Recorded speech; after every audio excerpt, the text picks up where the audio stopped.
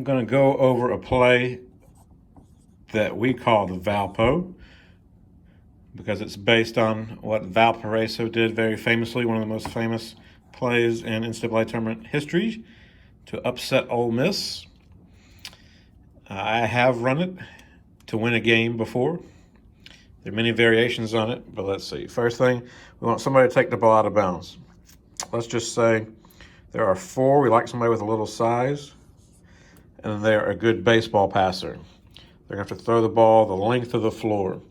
Let's say we got 2 seconds or less.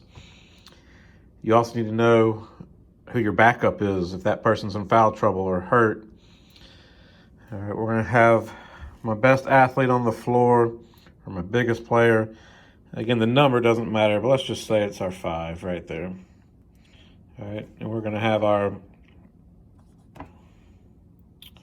1 and our 2 best shooters usually there, and another shooter underneath the rim is a dummy action. We're going to have them, if they're being guarded, meaning if there's a defender on them, take a hard step towards the basketball, angled in slightly, trying to just get the defense leaning. And as the defense leans this way, now we're going to plant and go down the sideline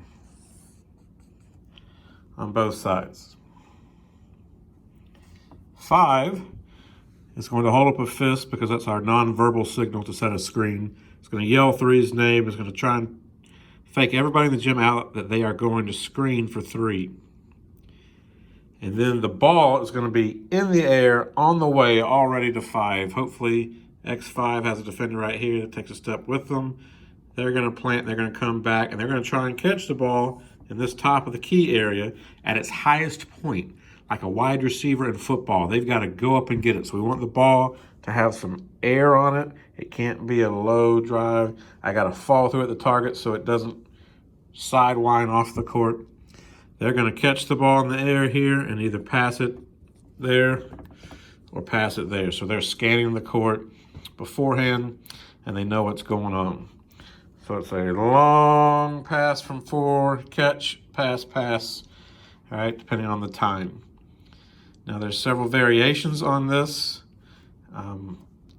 If they're not guarding the wings, most people on defense are going to say, let them catch it going this way.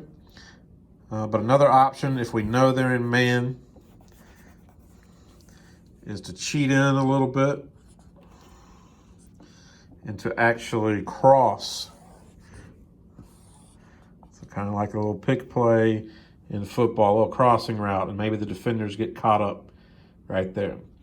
Just a little variation for you.